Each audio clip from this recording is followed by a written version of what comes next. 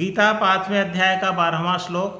युक्तः कर्म फलम त्यक्त्वा शांतिमाप्नोति नैष्ठिकीम् अयुक्तः कामकारेण फले सक्तो निबध्यते।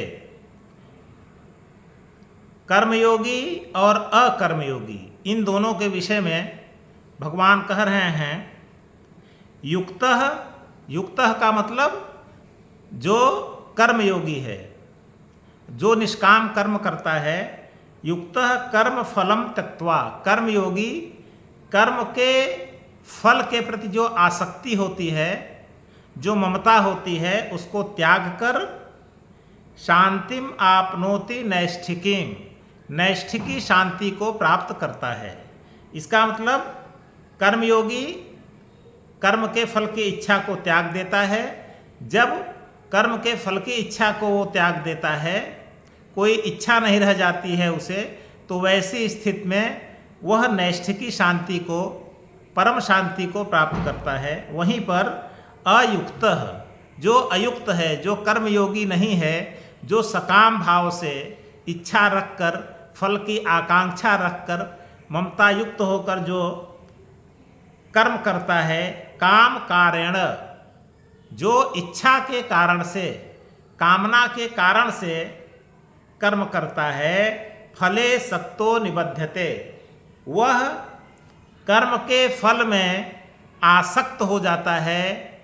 और जब वह कर्म के फल में आसक्त हो जाता है तो वह निबध्यते, इस संसार में जन्म मृत्यु के चक्कर में बंध जाता है। बार बार जन्म लेता है, बार बार मृत्यु होती है। तो कर्म फलम, कर्म फल क्या होता है? कर्म एक प्रारब्ध कर्म होता है, जो पूर्व जन्म का कर्म है, वो प्रारब्ध कर्म होता है जिसका कि इस जन्म में हम फल भोगते हैं। तो एक प्रारब्ध कर्म होता है, एक क्रियमाण कर्म होता है। जो इस जन्म में हम कर्म कर रहे हैं उसको क्रियमाण कर्म कहते हैं। तो इन दोनों प्रारब्ध कर्म और क्रियमाण कर्म दोनों से फल मिलता है। जो क्रियमाण कर्म, उससे जो इस जन्म में कर्म करते हैं तो उसका कुछ फल दिखाई देता है और कुछ दिखाई नहीं देता है। जो दिखाई देता है उसको कहते हैं दृष्ट फल, जो दिखाई नहीं देता है उसको कहते हैं अदृष्ट कर्म फल। इसी प्रकार से प्रारब्ध कर्म का जो फल हमें यहाँ पर मिल रहा है, एक प्रकार का वो फल होता है, उसको प्राप्त कर्म फल कहते हैं। और कुछ प्रारब्ध कर्म ऐसे होते हैं जिनका फल अभी नहीं मिल रहा है, बाद में मिलेगा, उनको कहते हैं अप्राप्त कर्म फल। तो चार प्रकार के कर्म फल हो गए: दृष्ट कर्म फल, अदृष्ट कर्म फल, प्राप्त कर्म फल, अप्राप्त कर्म फल। अल्टीमेटली प्रारब्ध कर्म और क्रियमाण कर्म, जो इस जन्म में हम कर्म कर रहे हैं उनको क्रियमाण कर्म कहते हैं। पिछले जन्म का वह कर्म जिसका फल उस जन्म में नहीं मिल पाया उसको प्रारब्ध कर्म कहते हैं। इन दोनों कर्मों से कुछ फल मिल जाता है और कुछ फल नहीं मिलता है, जो बाद में मिलता है। तो अल्टीमेटली कर्म का फल तो मिलता ही है। तो युक्तः कर्म फलम त्यक्त्वा, कर्म के फल की इच्छा को त्याग कर जो कर्म करता है, जब कोई फल की इच्छा नहीं करेगा तो ऐसी स्थिति में दूसरों के लिए कर्म करेगा, वो परोपकार जिसको कहते हैं। और दूसरों के लिए कर्म जब वो करता है तो वैसी स्थिति में किसी भी कर्म का कोई प्रभाव उस व्यक्ति के ऊपर नहीं पड़ता है, उसे ही असली कर्मयोगी कहते हैं। और इस प्रकार वह परमात्मा को प्राप्त होता है। वास्तव में परमात्मा तो हर जगह है ही, प्रत्येक मनुष्य परमात्मा के अंदर है। प्रत्येक मनुष्य का, सृष्टि का कण कण, चाहे छोटा हो चाहे बड़ा हो, सब परमात्मा के अंदर हैं और परमात्मा सबके अंदर है। इस प्रकार अगर देखें तो प्रत्येक मनुष्य परमात्मा के अंदर है और परमात्मा प्रत्येक मनुष्य के अंदर है। लेकिन मनुष्य परमात्मा को, ईश्वर को पहचान नहीं पाता है। क्यों नहीं पहचान पाता है?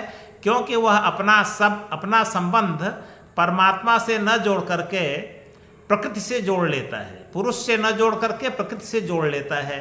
तो तो प्रकृति से जब जोड़ता है तो अपना संबंध अपने शरीर, मन, बुद्धि, इंद्रियां और संसार को अपना समझने लगता है। तो जब शरीर, मन, बुद्धि, इंद्रियां और संसार को अपना समझने लगता है तो वैसी स्थिति में परमात्मा से उसकी दूरी हो जाती है, तो परमात्मा उसे दिखाई नहीं देते हैं। वास्तव में परमात्मा के प्राप्त होने का मतलब ये है कि जितने जड़ पदार्थ हैं उनको अपना न मानना। जब तक जड़ पदार्थ से अपना संबंध बनाए हुए हैं, जब तक जड़ पदार्थ को अपना मान रहे हैं, तो परमात्मा होते हुए भी उसकी अनुभूति नहीं होगी, वो दिखाई नहीं देगा। और जैसे ही जड़ पदार्थों से अपना संबंध समाप्त हो गया और परमात्मा से अपना संबंध स्थापित हुआ, परमात्मा से स्थापित क्या हुआ? जड़ पदार्थों से जैसे ही संबंध स्थापित हो गया वैसे परमात्मा अपने आप दिखाई देने लगते हैं। परमात्मा हर जगह है, ऐसा कोई स्थान नहीं है, ऐसा कोई काल नहीं है जहाँ की ईश्वर न हो। ईश्वर तो सब जगह रहते हैं, बस वो दिखाई कब देते हैं? जब उनके पास कोई जाता है, और उनके पास जाने का मतलब संसार से अपना संबंध हटाना पड़ता है। जब तक संसार से अपना संबंध है तब तक भगवान नहीं दिखाई देते हैं, रहते हुए भी दिखाई नहीं देते हैं। वास्तव में वो ऐसा कोई समय है ही नहीं। आज भी हम हैं तो परमात्मा हमारे साथ हैं, लेकिन हमको वो क्यों नहीं दिखाई दे रहे हैं? क्योंकि हम अपने मन में अपने शरीर, मन, बुद्धि, इंद्रियां, संसार के पदार्थ इन्हीं को बैठाए हुए हैं। इसलिए हमें मालूम ही नहीं हो रहा है कि ईश्वर हमारे साथ हैं।